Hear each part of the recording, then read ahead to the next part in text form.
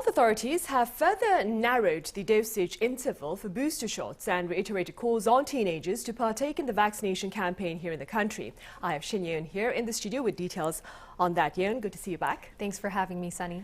Right, so let's start with the decision to shorten the interval between primary and booster doses.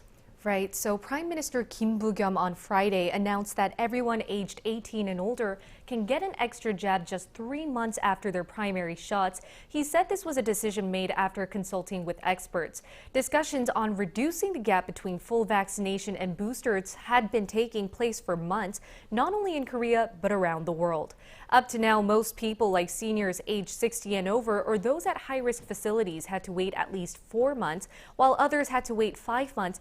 Janssen recipients only had to wait 2 months before getting their booster, and that's because Janssen is a single-dose regimen. He specifically called on seniors to get their booster shots as they currently make up more than 80% of critical illnesses and death from COVID-19. Meanwhile, public debate continues over vaccine pass requirements for teenagers, and I understand the Prime Minister earlier on this Friday morning addressed related concerns. As a matter of fact, he did. The Prime Minister said he was well aware why parents were worried about vaccinating their children. As you recall, many students and parents have been pretty vocal in their opposition to vaccine pass requirements for children ages 12 to 18 starting from February. And some say this is effectively a vaccine mandate, as proof of vaccination would be required at study cafes and private academies, which are essential for student learning. Meanwhile, some say there's also a lack of clarity on why we're seeing certain vaccine side effects that are more prevalent in children, and the Prime Minister addressed just that. Take a listen. We know many parents are worried, but we will make sure to provide scientific evidence and accurate facts on vaccination.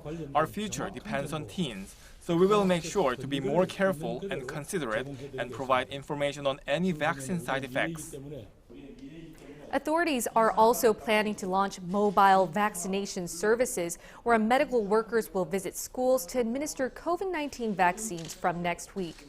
The Prime Minister added that virus prevention measures might have to be toughened if rising COVID-19 figures continue to pose a risk to the country's healthcare system. We've been strengthening measures again from this week, but we haven't seen any effects yet. We will have no choice but to impose even stricter, more intensive measures if the situation doesn't get better. Authorities will be closely monitoring the situation over the next 2 weeks to gauge the effect of the new social distancing restrictions that were imposed recently. All right, Ye-EUN, thank you for now, but do stay behind for the extended talk.